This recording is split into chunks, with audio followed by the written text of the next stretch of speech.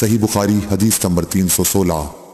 حضرت عائشہ رضی اللہ تعالی عنہا نے بتلایا کہ میں نے نبی کریم صلی اللہ علیہ وسلم کے ساتھ حجۃ الوداع کیا۔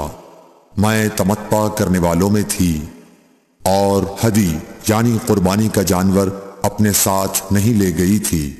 حضرت عائشہ رضی اللہ تعالی عنہا نے اپنے متعلق بتایا کہ پھر وہ حائضہ ہو گئیں اور عرفہ کی رات آ گئی اور ابھی تک وہ پاک نہیں ہوئی تھی، اس لیے انہوں نے رسول اللہ صلی اللہ علیہ وسلم سے کہا کہ حضور آج عرفہ کی رات ہے اور میں عمرے کی نیت کر چکی تھی۔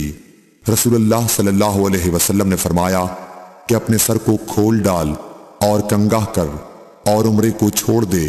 میں نے ایسا ہی کیا، پھر میں نے حج پورا کر لیا اور لیلۃ الحصبہ میں عبد الرحمن بن ابو بکر کو حضور صلی اللہ علیہ وسلم نے حکم دیا وہ مجھے اس عمرے کے بدلے میں جس کی نیت میں نے کی تھی تنعیم سے دوسرا عمرہ کرا لائے۔